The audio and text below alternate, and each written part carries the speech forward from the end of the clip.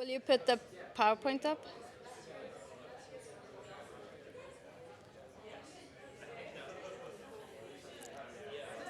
Okay.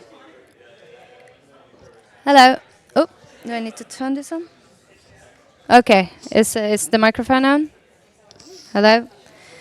Okay. Thank you. Thank you.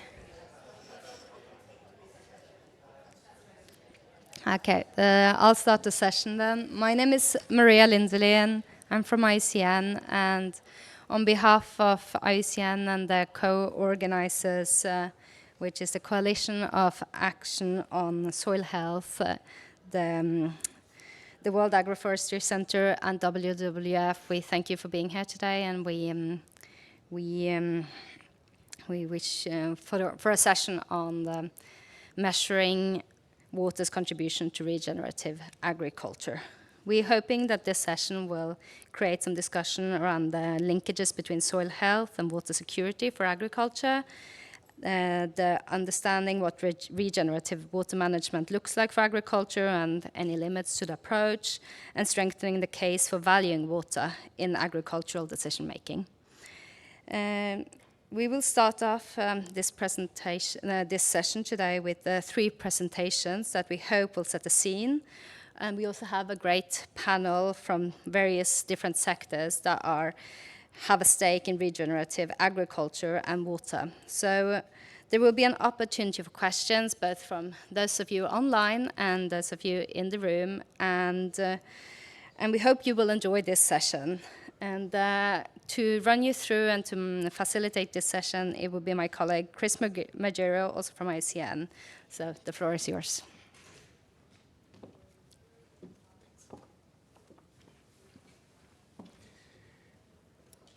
So thank you all for joining this session in person and online. And I think we are at a point where we need now to discuss this a bit in more detail. And I'll try to set the scene of how we got to this point. So at the moment, agriculture is at the center of sustainability discussion. You know, whether you're talking about food security, water security, pollution, degradation of land, agriculture is at that point. And with that is also a couple of things that's happening, like food systems. We now are talking about how agriculture is linked to this, growing populations that we need to satisfy, shrinking arable lands around the world, climate change and urbanization and industrialization. All of this are compounding the way we're experiencing agriculture today. Regenerative agriculture then has been flaunted as one of the solutions to restore land health. When you want to restore land health, restore fertility in land, increase biodiversity, benefit communities. A lot of stuff has been flaunted around regenerative agriculture, almost unbelievable to some extent. That it's almost romanticized that, take regen agriculture and, we have sorted the problem. Is that what it is, or is it too good to be true? Last year, we started this conversation here at the World Water Week. And out of the discussions, there are some things that we already, know that people wanted to see. And one is that people wanted to see a more farmer-centric approach when you talk about regenerative agriculture. Who is it for? How do farmers benefit from this, regen agriculture? What does it really look like? When you talk about agriculture and how it also focuses on soil and water, what does that really mean in terms of regeneration?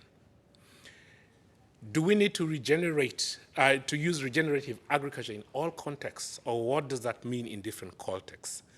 For the soil organic matter, and that's, the fertility part, one of the fertility parts of soil, what does that mean when you talk about regenerative agriculture? How do we get to that point? How are the systems connected when you talk about hydrology? All these are questions, that are being asked, by the last meeting we had last year. Today we have a stellar panel, a whole lot of experienced scientists, practitioners, people in the field who will help us to discuss this, who will help us to tackle the question around, is regenerative agriculture full of content or it's a full facade? What does it mean? Yeah. They will help us to see what this looks like in real life and also to see what is missing and what needs to be done. So without further ado, I will welcome our first speaker, and we'll start online with Leon. Leon, are you with us? Just to hear your voice. I am here, yes. It's nice to have you. And I'll just make a short introduction for Leon. Leon is the Global Research Lead for Soil and Land Health. She works for C4 ICRAF, and she's based in Nairobi. One of the things, though, that I would like to talk about Leon is she's very passionate about soil and soil health, and this is what she is doing.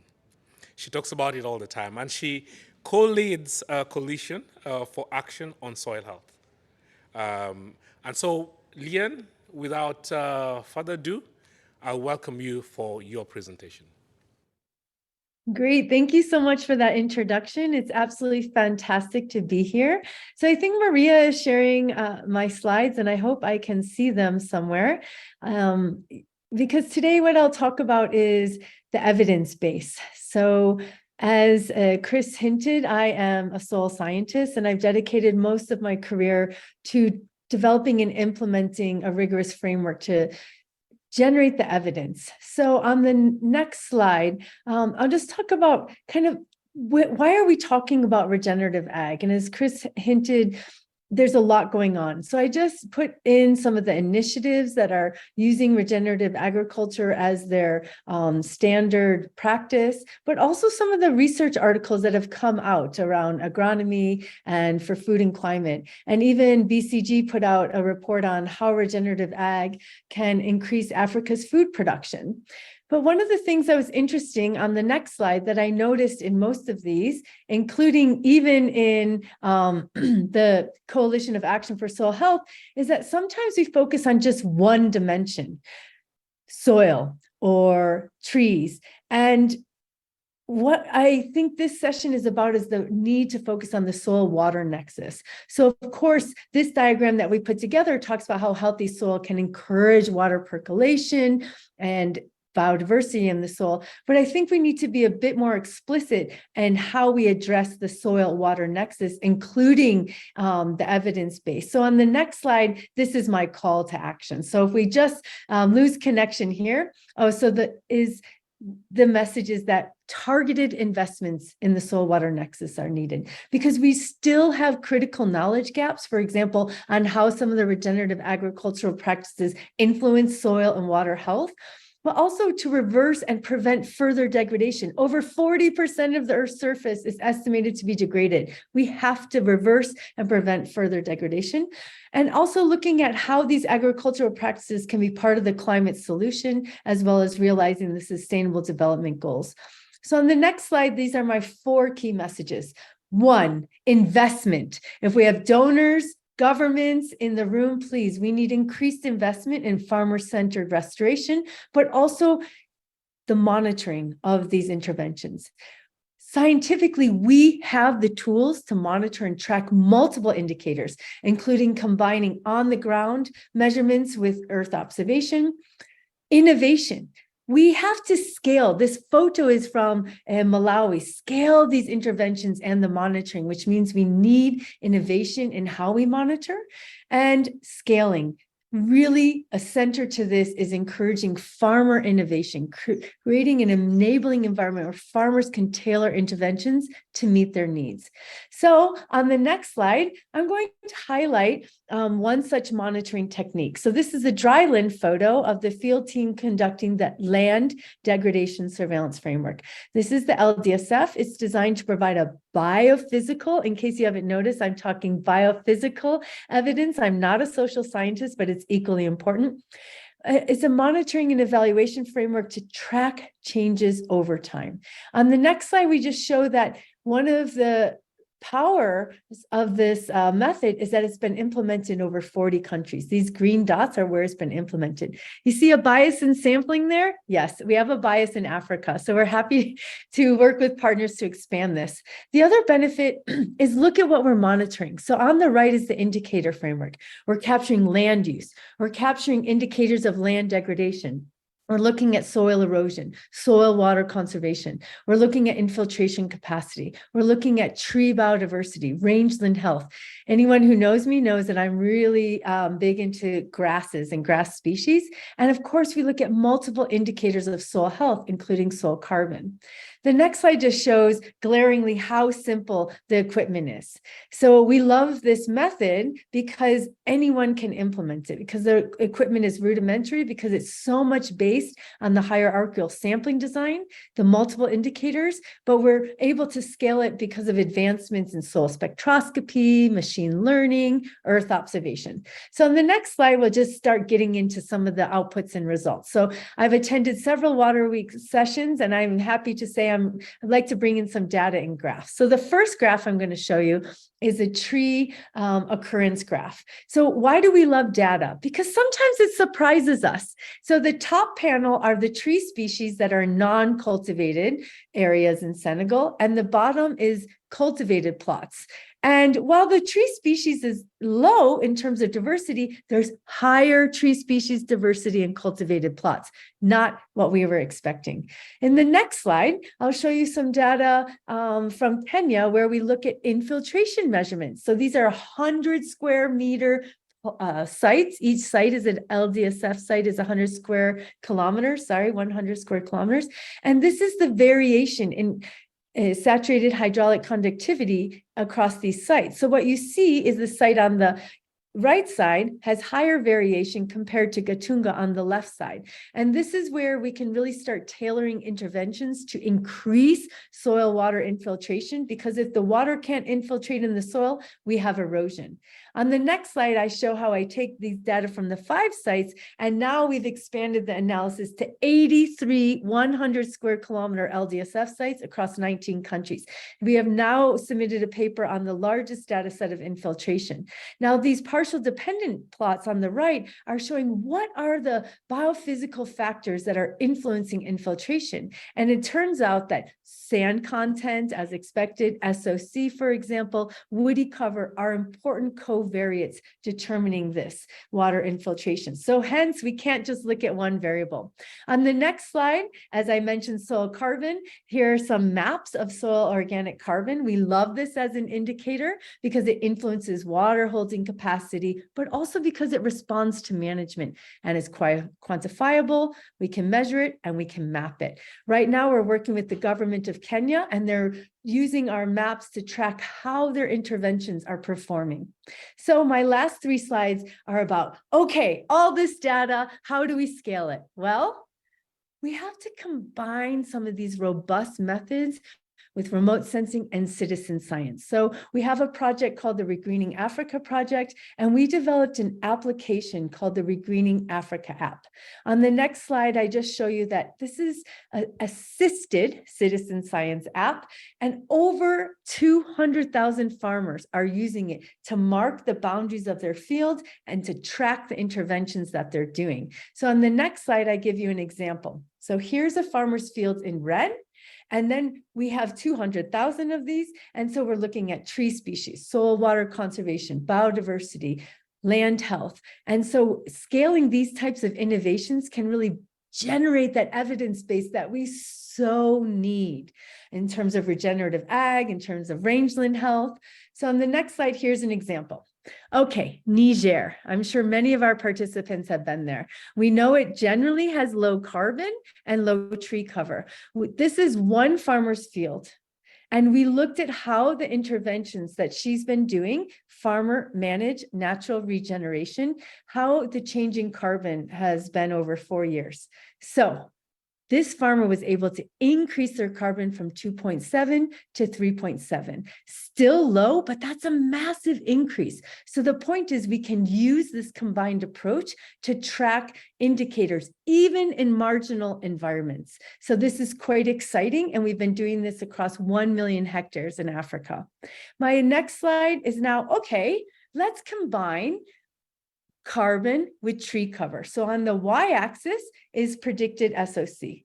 On the x-axis is tree cover. These are from the 200,000 farming households across the different countries. So that's Ethiopia is the green at the top. And you can see the increasing carbon. You have a steep curve with increasing tree cover. At the bottom countries where you have Senegal, Niger, you have a less steep curve, but still a relationship between carbon and tree cover. So in essence, my point is, when we have these big data sets, we can start linking variables and having these insights that we wouldn't have without the data.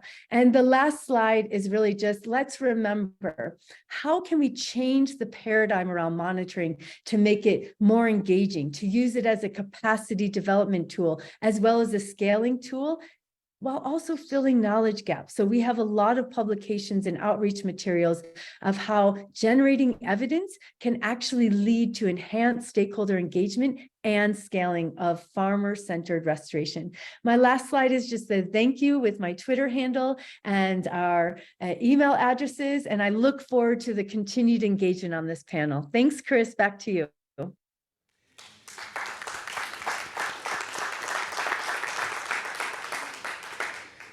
Thanks, Lee. I think that was quite clear. I'm sure there are probably a couple of questions, but this, I mean, Lee works on rangelands, and one of the things we have been talking about rangelands is that they are of value as well here. And this is the one thing that I think through this we can start demonstrating. But also rangelands are very vulnerable.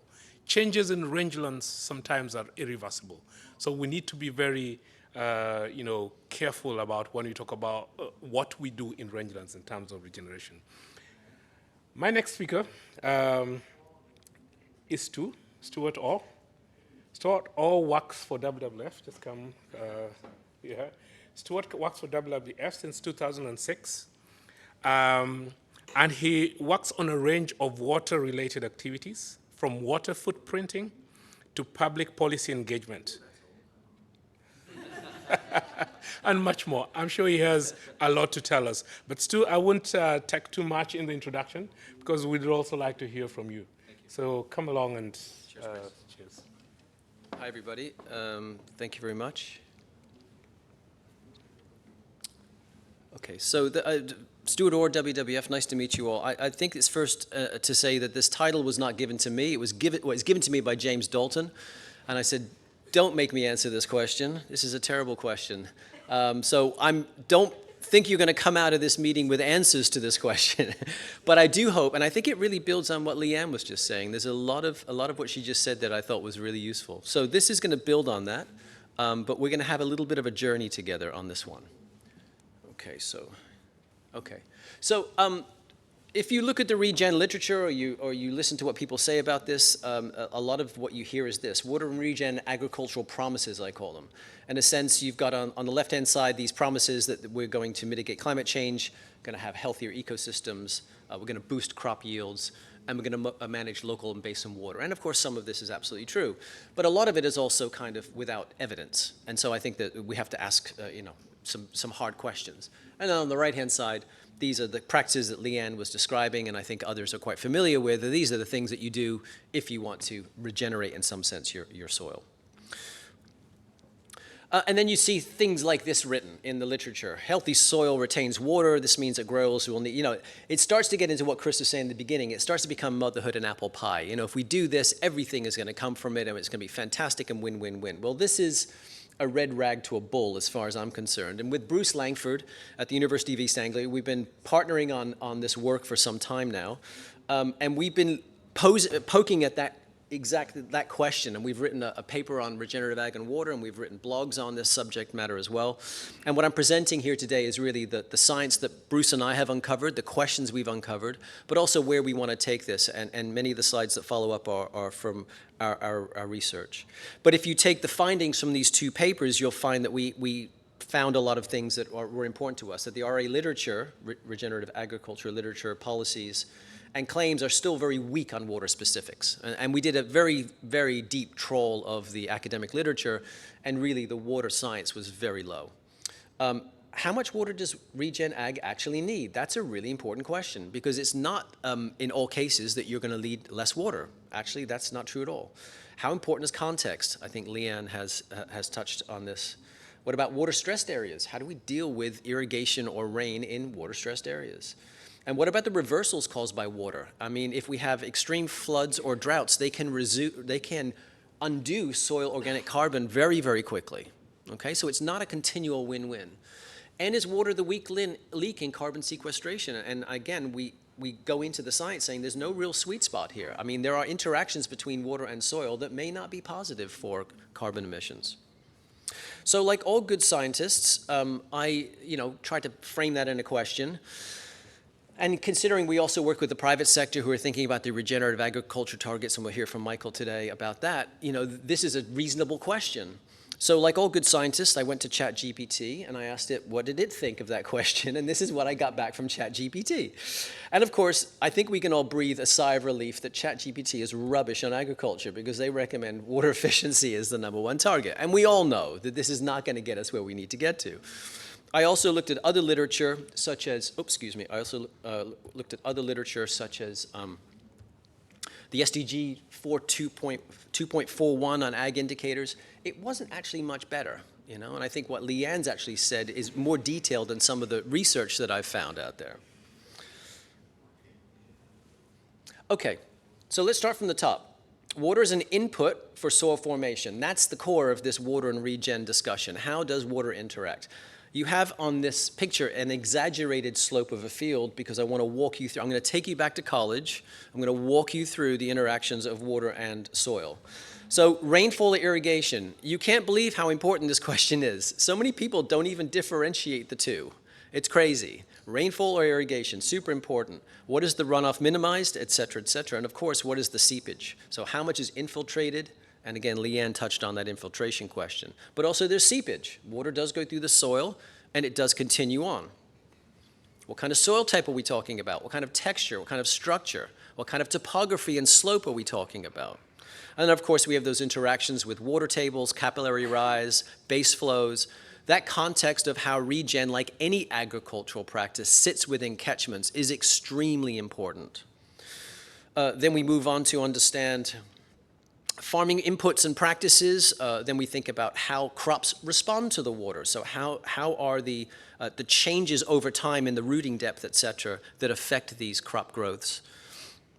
Then, of course, there's evapotranspiration through the crop. There's differences in different soils and ETs and cover, et cetera, et cetera. And, of course, there's also moisture conditions that we have to consider. It kind of leads you to this point that there's two real sweet spots in regenerative agriculture. Soil infiltration rate, which Leanne referred to, and TAM or RAM, so total available moisture, or actually more importantly, readily available moisture. How much moisture is actually in the soil profile at any given time that can be taken up by the crop or maintain that soil structure? That's the measure. How do you measure that over time is very hard, and it was very good to see some of those remote satellite testings. I think that's the future. But for a farmer in many parts of the world, it's very difficult to really, over time, consistently measure these kinds of inputs, but they are the sweet spot.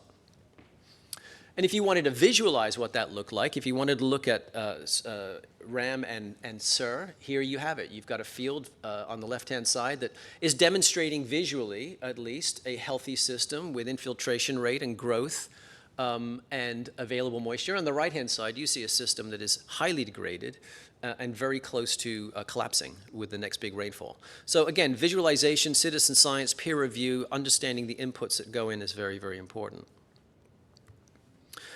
I love this picture. I could spend 30 minutes just looking at this picture and talking about what it says, because it says a lot. It has slope in 2 different directions, or 3 different directions. It's got bald patches. It's got a rudimentary drip irrigation system. It looks like a very hot place. It is. It's in Greece. And in the distance, you can see water towers. There's an opportunity cost, a real opportunity cost to the use of this water. I don't believe that you're ever going to make this system in this field regenerative. Okay? And that's another thing we have to take on board, that it is not the solution to everything everywhere. In some places, farmers are on the margins and they're doing the best to keep the crop alive with what they have. And that access could be improved over time, but it might be very difficult. And you can see in the right-hand side here, the questions that you would raise from seeing a picture like this.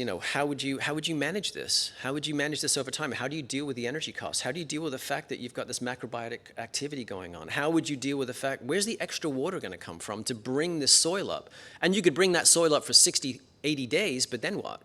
The evaporative demand in this area is extremely high. So again, just being honest about what systems this might work with. So this links a bit with what Leanne was saying, and please don't get caught in the weeds here. Just the left-hand side. If you were to say that there's really 5 main benefits of regen ag and healthier soil, what are the 5 things you would measure? They would be sequestered carbon, biodiversity net gain, perhaps, improved runoff quality and quantity, and improved crop drought resilience, okay? And I think the point of this slide is to say that there's a whole range of different tests that could be done. There's other corroborating tests that might be done to help you with that. There's other informal tests, and each of those has an opportunity cost or a price, et cetera, et cetera. So just walking through what these mean. To take this a little bit further, what we've done here, and this I really credit Bruce with the slide because this really helped me to think through this from the farmer's perspective. If you take the top left-hand corner, AI, this is, if you could throw all of the satellite imagery and all of the tests at your field, you get comprehensive sampling, you could get representative sampling. It would be costly, you get great assurance, it would tell you a lot, but it would cost a lot, right? So how do you walk along this and think about this from the perspective of a farmer? The inputs, those are the changes that a farmer has made, whether it's a cropping pattern or a planting time or one of those different mulching activities. Those would be the inputs. So along this spectrum, you would have, changes that I've made as a farmer. And then collectively along, you would have things like soil processes that have responded to my inputs and my actions. And then you'd be able to say, okay, what happens as a result? And then in the long-term outputs, you might be able to say, well, I can actually claim something about carbon and water now. I've measured this over a long period of time, and I can say something substantial about this, okay? All of that, and again, I don't want to get into all of the different pixels here, but all of that is sort of saying that there's a number of ways and other supplemental information that I think is vitally important if we're going to say something meaningful. And to take that a step further, you could say, yeah, this would be really nice to have. This would be the optimum, but really expensive. Is there an opportunity to say that actually in these spaces right here, these would be recommended and optimal? That really sweet spot of recording inputs, and again, I think Leanne showed that with the teams and how they're looking at those inputs. Can we do that over time and say something meaningful about change? And can we corroborate that with the inputs that the farmer is also engaged in? So my last slide, really important. Is it rain-fed or irrigated? Is it benign or chaotic weather, excuse me. Is it temperate or subtropical? All of these matter a great deal. So start with the basics and let's be clear about what we're talking about in this regard. What qualitative measures are the right proxies? And where could quantitative measurements help? And again, who pays? Because not everybody can afford this. What is enough information to make claims about regenerative ag? I don't know. I do see a lot of companies making big claims and I wonder exactly what they're measuring, but I think it's a question we have to think about. In some systems, according to our research, irrigated ag would require significantly more water. And that's not easy for everybody, okay? So we can't just pretend this is going to be a win-win and we're going to use less water. That is not going to play out in all places. There are reversals that can be caused by weather. Droughts and floods can reverse the gains, and we have to be cognizant of that. There are many feedback loops, and again, we've talked about the biophysical ones, but there's also farming practices, policies, there's hydrology, there's livelihoods, there's gender, there's climate. There's so many other variables that are at play in this measurement process. Okay, that's it. Thank you so much.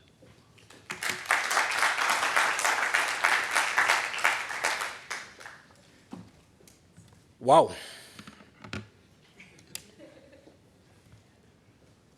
Back to the basics, yeah? back to the basics. That's what I'm hearing from this presentation. I will invite our panelists in a moment, and I will probably start with the ones online, just to introduce them.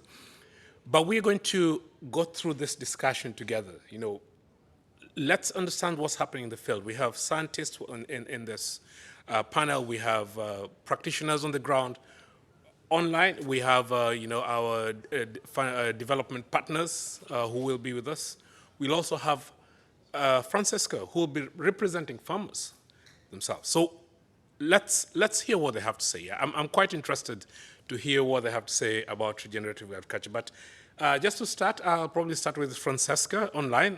Can you hear us? If you can hear us, just let us know. Yes, I can hear you. Can you hear me?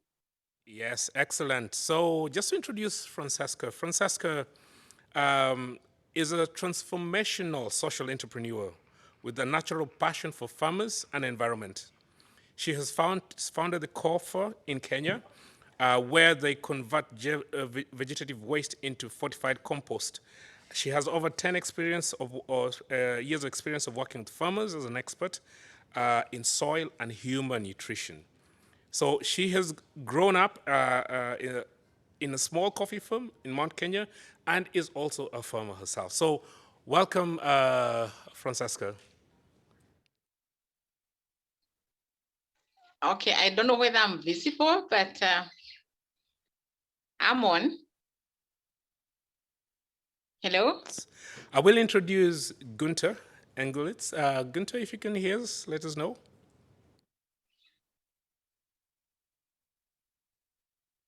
Yes, I can hear you. Gunther is working for the Austrian Development Agency since 2007 in various capacities. He's been a program manager in East Africa, Palestine, Uganda, and Ethiopia. He's also a member of the ADA Supervisory Board. He also has an extensive experience of working in programmatic portfolios. He's worked as a portfolio coordinator in Uganda with the SNV.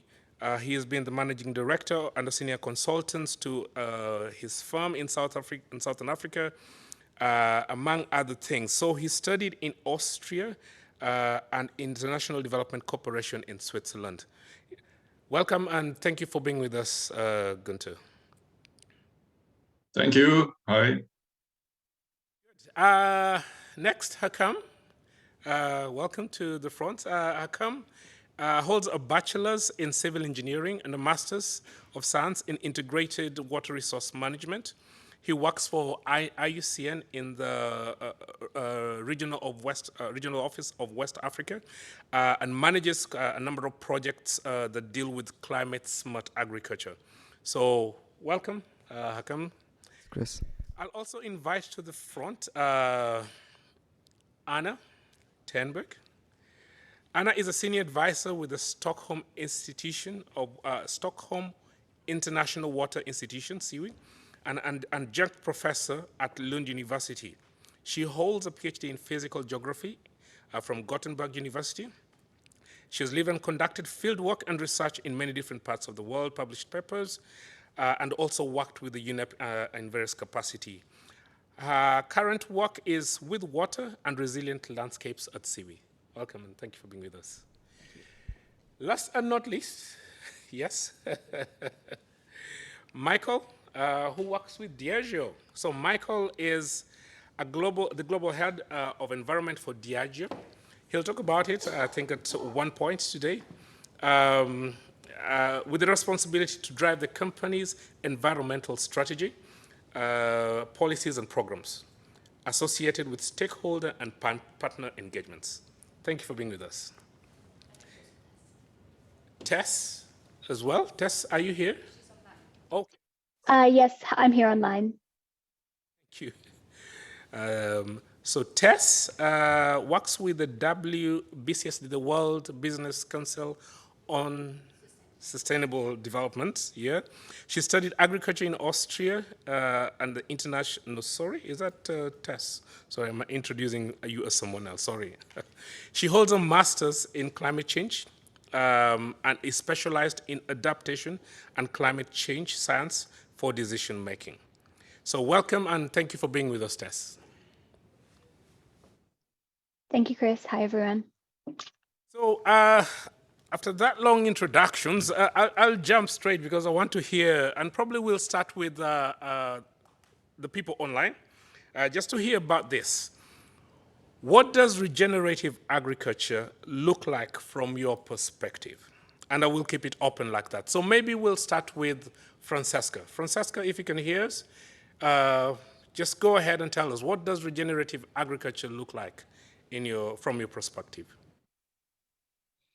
Okay, from my perspective, being in Kenya, I've been a farmer in Kenya for over 40 years now.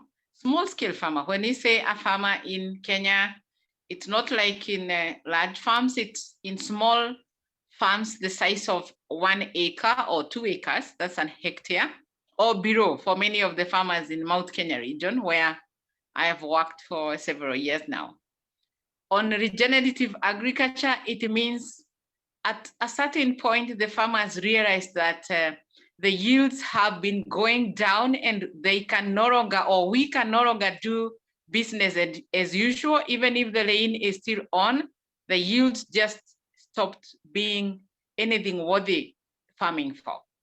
So regenerative agriculture for us is very important because any person who is not going to do mulching, increase the organic matter, is actually discovering that they cannot get any or much yields from their farms. And being in the tropical area, it means we have a lot of pest and disease attacks, over and above having inadequate moisture retention to make the crop go all the way to maturity. So it's very important for us, and it is something that the farmers are embracing one way or the other. So for us, yes, it's important. It is already on motion. Many of the farmers, we are already practicing mulching, water retention, moisture activities, and harvesting water. Harvesting rainwater here is becoming the norm because some of the water projects we are having, the water is not even fit for consumption. So people are really doing much on water harvesting, and also the rain patterns have changed. Thank you. Thanks, Francesca. And I will ask you, Gunther, in a minute. And this is just based on your agricultural experiences.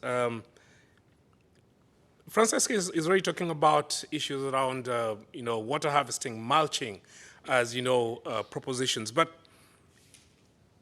as we've heard, what is the risk of this transition, especially with regards to increased water demand? Just from your experiences, Gunther, if you can share with us, what do you think this transition holds as a risk when you're talking about increased water demand? Well, first of all, I have to say, for us as donors, regenerative agriculture is, it's one of the many buzzwords. Many years ago, it was conservation farming. Then in the 90s, it became sustainable agriculture. And now it seems it's regenerative agriculture. I'm just concerned that this is a symptom for the fact that we have to regenerate our environment and our type of farming and the damage that the farming over the past decades did to nature and to the soils. So it will need so much extra effort to make it happen that soil fertility is regenerated, that I think donors have a role to play in this, because you cannot just make a package of extension content, go to the farmers, dump it there, be with them for a few months or maybe a few years, and expect that they will implement everything. All these conservation farming, sustainable agriculture, regenerative activities mean much more work for the farmer. It means more effort. It means bone crunching work, and be it only to make erosion control measures. Somebody who has dug erosion control lines himself or herself will know what I'm talking about. And in order to go beyond pilots, and that's the important point for development cooperation donors, in order to go beyond pilots, it needs to have approaches and enabling systems that make these things scalable. And we are talking of really big scales in order to make change happen and make improvements real. We are talking of hundreds of thousands of square kilometers, for example, for a region like East Africa, if we really want to make a change. So for donors, it's a buzzword. It depends all, for most donors, it depends all on applicants who incorporate it into their project applications. And then it's up to us to assess it with our experts and check whether that is feasible and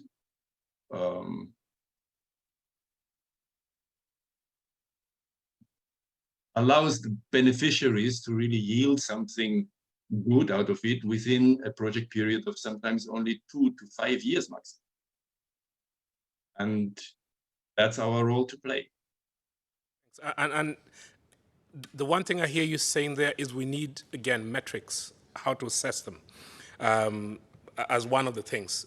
To the cost, and I think Stu brought that out, it's going to cost. Who's going to bear the cost? Those are things that we're already thinking. Maybe to come to the room, and I'll probably start with Martin, yeah? So what does regenerative agriculture look like from your perspective? Thank you very much.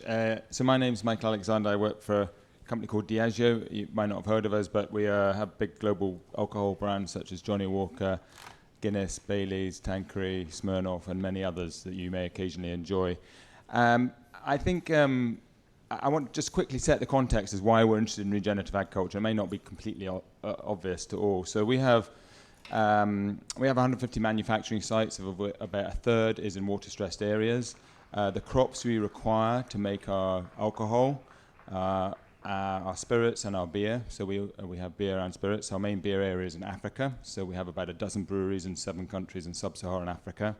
And we have about half a dozen distilleries in India and 3 in Mexico, for example. And 4 in Turkey. So we're in very water-stressed areas. And these distilleries typically use maize, sorghum, corn, barley, wheat. And we also use sugar, we use agave in Mexico, we use grapes in some places as well. So we use a range of crops, and 80% of them are rain-fed, back to Stu's point. So probably actually 85% of them are rain-fed. And that's an important point in terms of regen ag and water. And typically, you might say for a pint of Guinness, for example, about 80% of the water footprint of a pint of Guinness will be in agriculture. And that's, again, very important. But that agriculture is rain-fed. So we understand the problem, and we know that we have to address it, particularly in water-stressed areas. So we have a large footprint of distilleries and breweries in the Northern Hemisphere, which aren't water-stressed, but we focus on our water-stressed areas. And it's hugely important to try and kind of prioritize that. And I suppose how we drive how we view this, I suppose, is ultimately through a climate resilience of our business and our supply chain. So this isn't sort of philanthropic, charitable work going on the side to make us feel good or for our brands to sell more product. It's really about the climate resilience of our business. And our business depends on farmers. Those are different scales. They might be big farmers, and they might be very small farmers, as we heard from Francesca. And we've got a large business in Kenya, and we've got many smallholder farmers in Kenya that supply our breweries in Kisumu and in Nairobi. So it's hugely important that we try to make these farmers and our supply chains more climate resilient, and regenerative agriculture is one way in which we can do it. And the beauty, or I suppose the the solution around regenerative agriculture is it's not really just about agriculture, is it? It's about people, and it's about people and their livelihoods and their well-being and their futures. And our future relies on their future. So if we can work in an integrated way in agriculture, so we don't go and speak to smallholder farmers in Kenya, in the Mount Kenya area, for example, about water. We don't on its own. We don't just go and speak to them about carbon and soil organic carbon. We don't go and speak to them just about seeds and sprays and prices and contracts. We need a holistic, integrated conversation which includes water, nature, contracts, business acumen, gender, human rights, child labour. It needs to be a holistic approach to engaging with our farmers, and that's what we try to adopt. So that regenerative approach that we're trying to engage in is difficult because there's not a standard framework that tells us, and Stu's slide was very interesting about what kind of solutions you use for each of these areas of impact, and that's very interesting. But there's not a kind of global solution, and we've been talking about it recently. You know, how do companies with agricultural footprints like we've got that want to be more climate resilient, that want to support our supply chains to be to grow and to thrive, how do we support them across those different metrics? And that's really difficult. But I think we need to, and I'll finish, but we have various types of solutions. We view it through a carbon lens because 30% of our scope 3 carbon is in agriculture. A lot of it's nitrogen, but that's hugely important for us. So we want to reduce the carbon emissions associated with our agriculture, but we need to do this, as I said earlier, in an integrated way, adopting an approach that comes from a farmer perspective. And I am a smallholder farmer at weekends, pretty incompetent, I have to say, but I try. And I'm not in a water-stressed area, so I don't suffer the same consequences as many of those we heard from Francesca and others. So it's hugely important we take a farmer perspective. We understand it's about climate mitigation in terms of carbon reduction, but it's also much more importantly about helping farmers in our supply chains adapt to climate in these water-stressed areas. And we want to partner with the right people to make that happen. Mm-hmm. Thanks a lot, Martin. And I suppose, I mean, this materiality risk is what is driving, you as a company. Basically, it's about business, and the future of business. Thanks a lot for that. I will come to you, Anne, now, and then we'll probably go to Tess online. So Tess, probably for the same question, but I'll come to you. Are we focusing on the right ecosystems? When you talk about ecosystem services and what we need to monitor around regenerative agriculture, are we focusing on the right thing? And what do we need to do to refocus if we are not?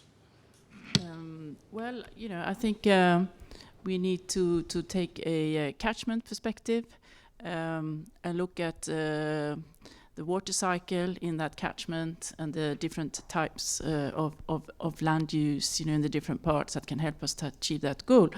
So I don't think, we are focusing on the wrong things. It depends on where we focus. So first of all, I think we need to link regenerative agriculture. And by the way, at CWE, we don't call it that. We call it enhanced rain-fed agriculture. So yeah, we need to link it to integrated catchment and landscape planning, and engage the local farmers, land users, in participatory land use planning, and reach agreement on which practices are going to be implemented where, that are most beneficial for the environment, but also for the farmers, where they can optimize production and productivity that support their livelihoods. I think there have been some claims in the past, that have not been informed by science about the beneficial impacts of regenerative agriculture, sequestering carbon, and therefore it has been seen as almost as positive, for or creating as many climate benefits as reforestation. So I think we need to be, conscious about that kind of issues, and that's why we need to link it to planning. That also improves infiltration in upper catchment areas through tree plantation, water harvesting, things like that, and then perhaps, these regenerative agriculture practices can be implemented further downstream, and also I think supplemented by small-scale irrigation. I don't see kind of a dichotomy between rain-fed agriculture and irrigation. It is a continuum, and also irrigation can be environmentally friendly if we use, shallow groundwater, and that is being pumped by solar pumps and things like that. Thanks a lot. And taking this landscape approach, basically, is what we're talking about. On to you, Tess. So, Tess, just within this conversation, and I know you work a lot with the business sector around this. The question I would have to you is, when we're looking at businesses and the desire for businesses to do better in terms of landscapes, we need that transformation to happen at the farm levels. And in your opinion, who do you think should be supporting this kind of transition, and how? Yes, thanks for the question, Chris. And I think it's a great one. So from the corporate lens and at WBCSD, we really see regenerative agriculture as a holistic outcomes-based farming management system based on both principles and practices, and really a system where agricultural products are generated while regenerating these ecological processes in the ag systems. And critically, I think to also some of the other points, providing sustainable livelihoods to farmers. And so I think that we know that the adoption of regen ag at the farm level can contribute to improving farm resilience, reducing farming costs, and also in turn increasing farmers' profitability, and can contribute to enhancing local and regional food security and lead to climate and nature benefits. And I think to your key question, to ensure farmers do benefit, we really need to de-risk farmers' transition. And so what this means is building financial support and incentives for that transition journey. And I think here, this is where businesses can really play a key part. So businesses can play a crucial role by providing financial support through things like cost share programs, sustainable leases, improved insurance terms, and things like regenerative crop warranties.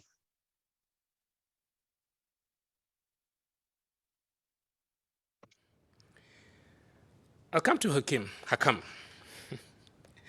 Sorry, Hakam, you come from a region where, use of water and its lack thereof is very immediate, yeah?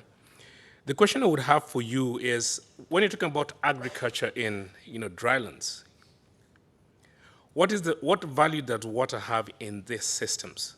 And how can regenerative agriculture look like within this kind of context? Thanks, Chris. So, given the alarming situation, water situation in Jordan, I think all farm management practices and agricultural production systems somehow contribute to this regenerative approach. So, one really successful activity or intervention we have implemented as part of an AFD-funded project, namely Smart Desert Project. So, it was about introducing the concept of farming clusters. Farming clusters are basically adjoining individual farms at one location, so that all the farming units are dealt with as one entity, so that we can analyze the inputs and outputs as a whole. And for the specific production system for this activity, it was about soilless systems. So this way we are not harming the soil and using an alternative soil. In this context, it was volcanic tuff, but it could be something else depending on the locally available materials. So using this approach allowed us to entirely control the irrigation water from the instance of entering the farm until the drainage. So in other words, the groundwater aquifers and the soil are not harmed entirely by the irrigation water. So as a wrap-up, following this farming clusters approach with the internal systems of soilless systems can protect the ecosystems while simultaneously allowing farmers to get high quality produce and therefore a stable profit. Back to you, Chris. Thank you, Hakam. I will pass this on to the audience here and online if you have a few questions. We'll probably take 3 questions initially, so 1 from the back and then another 2 here. And then we'll go online and take 1 question. So we'll start there.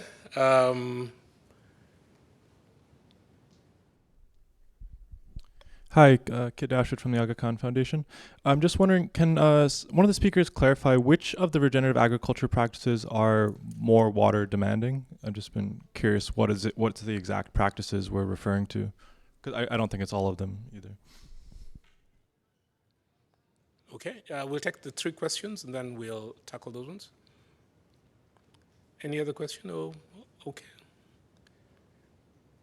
Who would like to go for that? Stu? No? No? Which agricultural practices, regenerative agricultural practices would be more demanding? I think this is the question. Yeah? Yeah?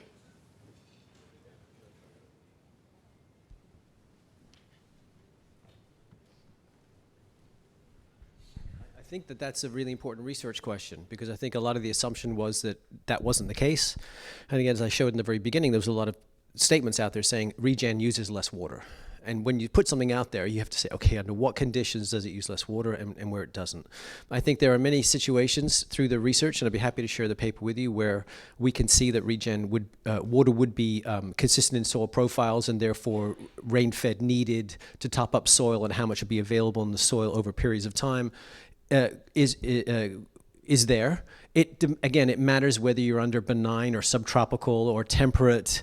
There's a lot of conditionality to those different systems. So under different kinds of systems, you would have different evaporative ET rates, you'd have completely different soil profiles. So the holding capacity would change. So it all comes down to a whole range of different factors. So it's very hard to generalize and say one versus the other.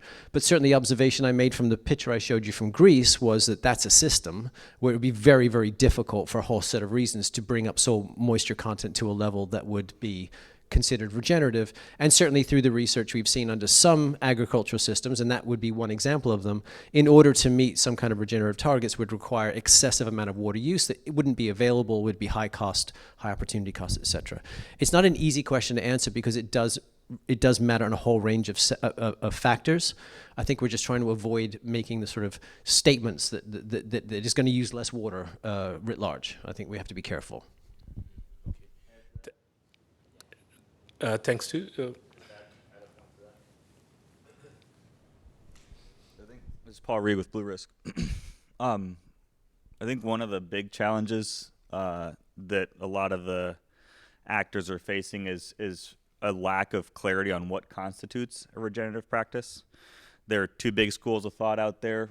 Some are very process-oriented, right? It's certain practices are and others aren't. And then there's a whole school of thought that defines it as outcome-oriented, right? It's any practice that delivers a certain outcome back into the environment. So that's one area that the scientific community and practitioners, have an opportunity to come together and help clarify, right? Because it's hard to define, is this practice more or less water intensive if we don't define what is a regenerative agricultural practice in the first place. That's one comment on that. And then the second is very specific examples. Certain practices are driven with an intent to deliver on carbon outcomes, right, and sequestering carbon that are classified as regenerative from a carbon perspective, but have a negative impact on the local water table. A classic example of that is cover crops, right? You put in a cover crop in an arid part of the western U.S., even if it isn't irrigated, which sometimes they are, you're putting in cover crops and irrigating a cover crop, even if it isn't, you have a big increase in ET, right? So the overall net change in that catchment is negative despite a very good intent in going in and sequestering carbon in the soil. So just wanted to provide those 2 very specific examples of where we see that. Okay, thank you so much. Let me take Gunter online, and then we come back to the room. Gunter? I just wanted to mention that concerning the quantity of water needed, it all depends also on the degradation, the degree of degradation you want to repair, I guess. If you want to flush out extra salt that was accumulated through bad practice, then you need a lot of water. Okay. Thank you. Let's go here, and then I saw a hand there at the back. Hi there, Ruth Romer from Ruth Loftus, sorry. Not that long ago married, but I still say it wrong. From Diageo. So it was interesting to hear about some of the data and some of the stuff that Stu was talking about. And I think we could potentially get lost in data and lost in trying to measure things and monitoring and all that sort of thing. And it'd be good for to get some perspectives from Stu and others in the room and some of the panelists. I probably know Michael's view already, but it'd be good to get some other views on, you know, what are we trying to drive here and what are the objectives of trying to do this? Are we trying to change procurement habits on behalf of companies, or are we trying to drive overall different targets or objectives? It'd be good to get some views on that. Okay. Let's take 3 this time, and then we'll go online after this. So that he was having his hand, so let him ask the question, and then the third. Meanwhile, we can think of who would be happy to respond also online. Yeah. So, I mean, I know there will be circumstances or land types where getting to regenerative agriculture is going to take a long time. There's very dry areas, low soil, degraded lands. But looking at it from a farmer's perspective, and we've been working with about 10,000 farmers on this in India, Africa, elsewhere. There are in favorable conditions, let us say, rain-fed or small-scale irrigation, we are seeing over 3-4 years a reduction in water requirement. That's what we are seeing. So my thinking is then can we, because finally this research has to go to practitioners, you know, people are worried about this. So can we then come out with typologies which we say that given this rainfall and soil conditions and this level of degradation, regen agriculture will help save so much water based on whatever evidence we have. And then we say there are these extremities where it won't work, you know, where it's 50 degrees centigrade, etc. If that typology is done and then there is communication about the link between regen and water, then a large number of practitioners would gain out of this. Otherwise, we'll get lost into the extreme examples and take that as a whole and then not transit to regen agriculture. And the gains from regen agriculture in terms of saving and input costs are so substantial, especially post-Ukraine where fertilizer prices have gone through the roof, that I think from a farmer's perspective, a lot of that is making sense. Yeah. Okay, thank you. Thanks for the comment. We'll take this one. Yes, thank you. James Letton from Siwi, colleague of Anna. And Tess, you highlighted the transition journey in which the farmers will have to go towards this, let me call it for the moment, regenerative agriculture. So my question would be, in fact, to Francesca.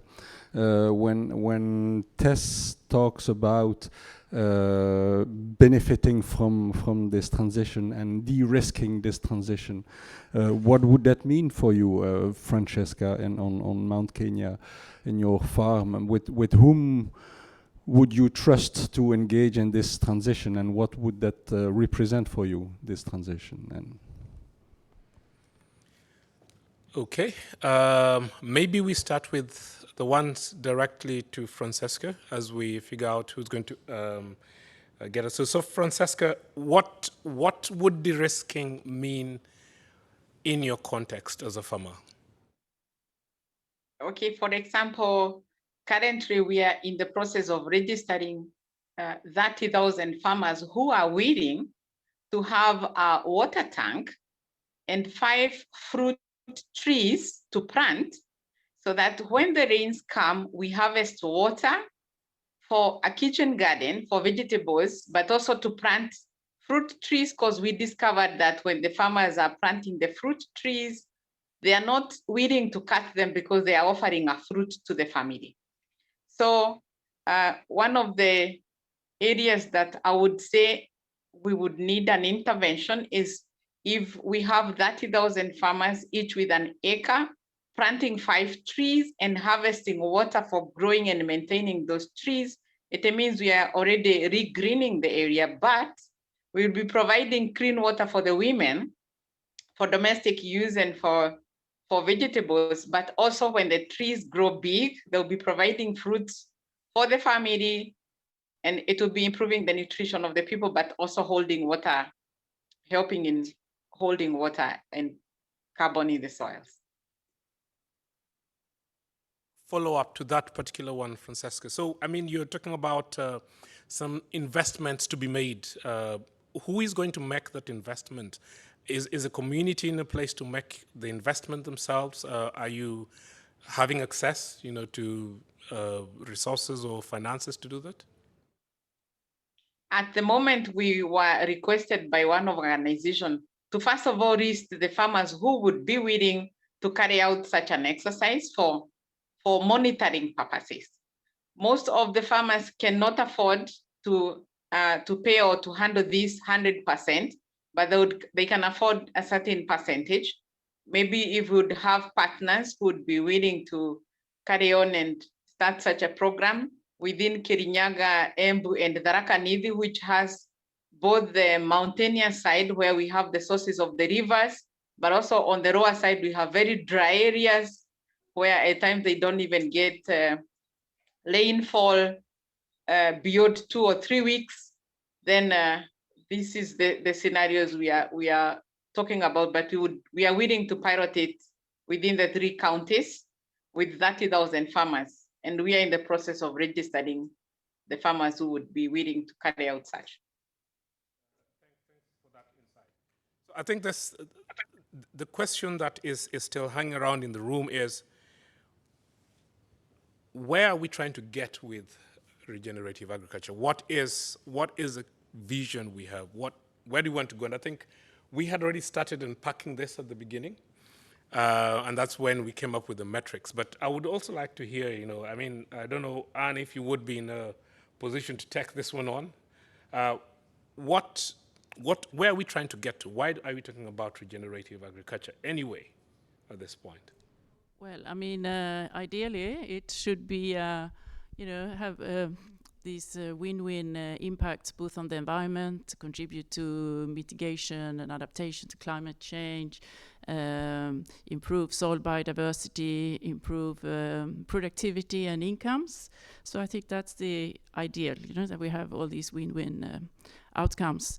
But I think maybe we need tools to be able to look also at trade-offs between agriculture productivity and some of the ecosystem services in the landscape. Because I think, we heard here also in one of the presentations that it's not always the case that we have these positive effects that it's claimed to create in terms of water holding capacity, carbon sequestration, and biodiversity. And there are, I think, many models out there for agriculture and ecosystem models and so forth for some trade-off analysis, but they're very complicated and very difficult to communicate the results also to people involved in managing the land and to decision makers. So I think we need some kind of simpler trade-off tools also, maybe based more on negotiations and qualitative data and things like that. Thanks a lot. You want to say something? Yeah, okay. Now, the only thing I was going to add there is, I think, and the session's been really interesting and some good provocations, and I think there's a bit about communications about what we're saying about regenerative agriculture being a silver bullet to solve everything, and I think we need to get away from that a little bit because it almost puts too much pressure on the whole concept and it's going to fail before it starts. So I do think we need a bit of realism. That needs to be based on science, and several points have been made.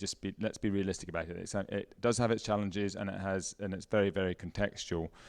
So the communication around that. The other thing is a bit about collaboration. So we take Francesca, who's growing coffee a little bit higher elevation on the Mount Kenya on the southern side of Mount Kenya. It's just a little bit further down in the Embu County where we're asking farmers to grow sorghum. Now, we're not collaborating with Francesca and her group of coffee farmers. We're looking at our sorghum farmers that are probably only about 20 kilometers away, and Francesca probably knows them, and we're not collaborating. So that's just a small example of where we need to be able to collaborate at a landscape level, at a catchment level, and it comes back to a kind of common theme this week about collective action and collaboration around a catchment. And regenerative agriculture, or just agriculture, sustainable agriculture, whatever you like to call it, is absolutely key to that, and that we can't overstate how important it is to businesses, us, but much more importantly to communities and the survival of communities. And I really think that we can do a lot better in collaboration across corporates, across NGOs, scientists and research. And I was taking notes earlier from the presentations. There's just so much information there and so much opportunity there that I think corporates and others need to be able to work together better at a landscape level, and perhaps more largely than landscape, to really try and drive the solutions, but not promise the earth. Absolutely. Thanks a lot, Martin. And I think Leanne online wanted to say a word. Leanne, are you there?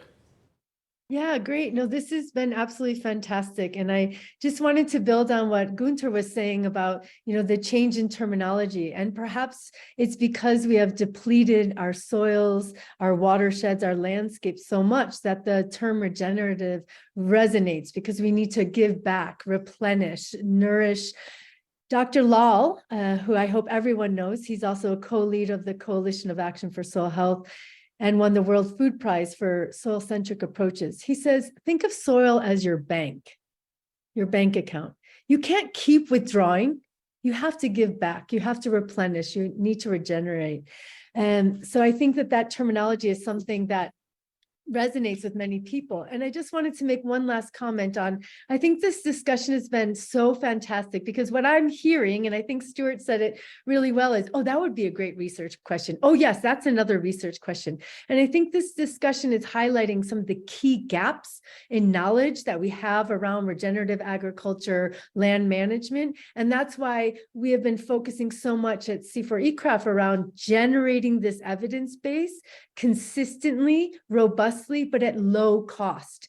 So yes, Francesca, we're in Tharaka Nithi as well. And so I just think that we need to somehow better communicate these data sets and evidence. And so I look forward to working with everyone, the farmers and the private sector, to make sure we get some of these key messages out, and especially some of the things that Stuart highlighted around feedback loops and trade-offs. So thanks so much. So we'll take a few questions from online. Just maybe a mic for Diego.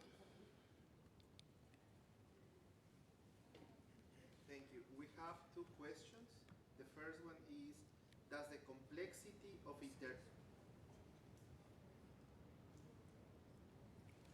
Thank you. So we have two questions from the participants online. The first one is, does the complexity of interactions found in regenerative agriculture in itself limit its research, having so many interlinked metrics to attribute to the outcomes due to the integrated strategies of rainwater harvesting, building living soils, growing perennial fertility, using local organic inputs, and increasing site-appropriate beneficial biodiversity? This question is from Warren Brush, from farmer and co-developer of the Resilience Design Agriculture Framework. And a second question from Madeline Kieser is, how can regenerative agriculture exist in basins dominated by extensive monocrops, especially where there is little rainfall and over-extracted rivers? Thank you. And that was as complex as it gets, I think. When you hear all those things, and that is what we are promising, yeah? Tess, maybe I will throw this to you. Sorry, I just thought about you when I thought about the complexity. But what do you think about this? The complexity of what we are even to start monitoring, the promise that we're giving. Just your comments. Yes, of course. And it is very complex. And I think I'll just state that we have a long way to go on working on this topic.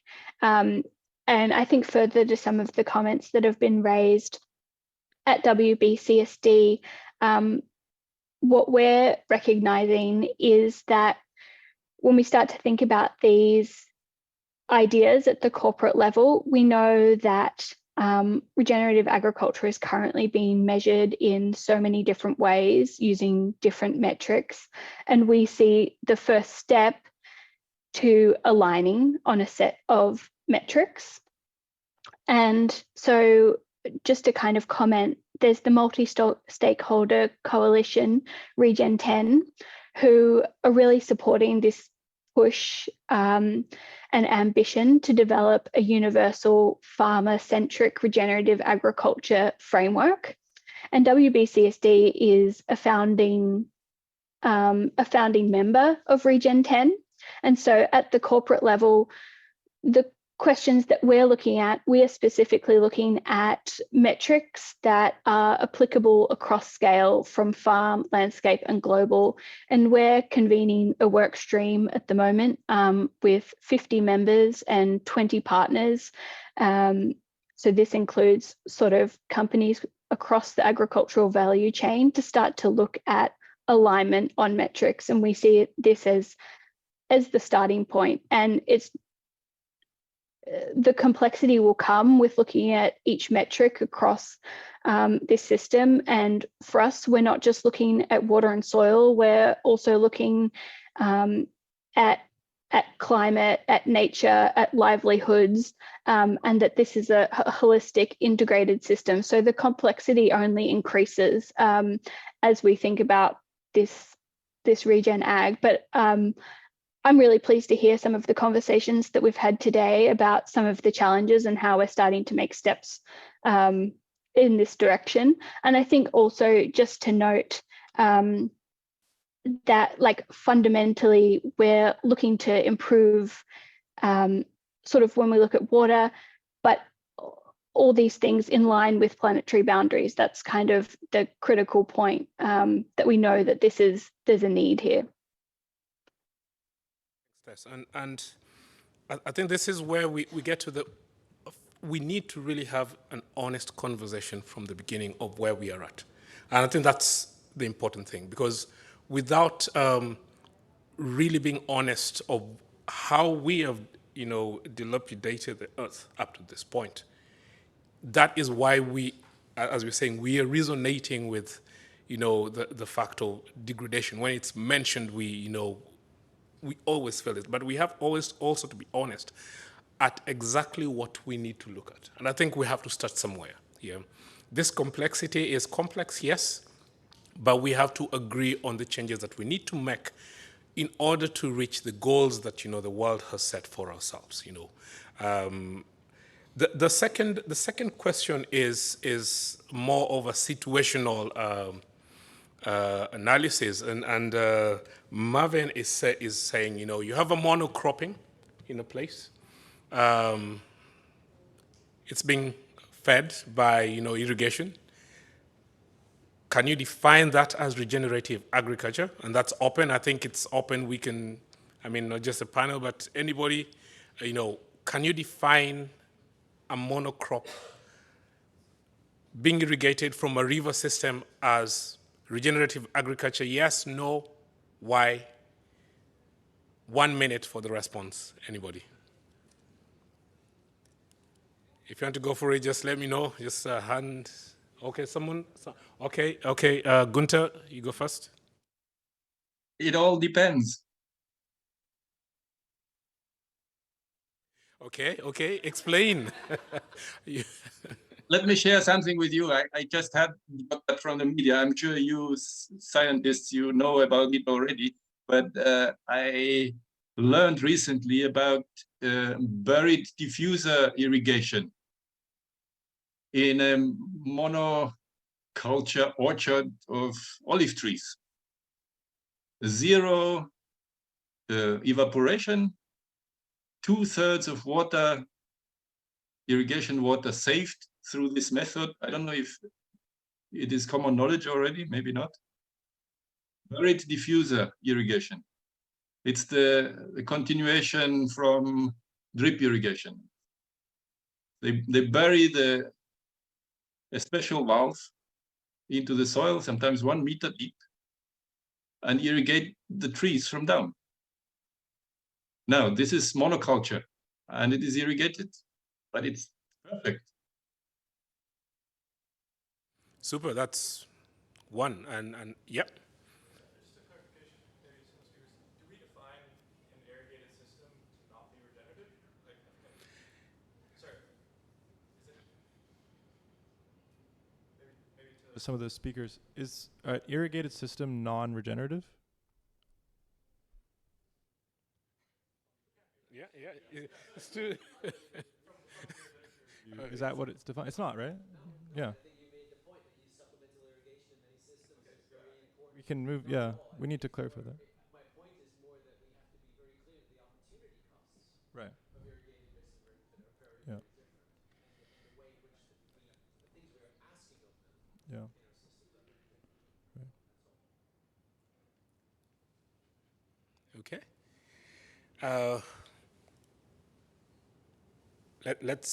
Let's have James. It's on the same, and then we'll have the question.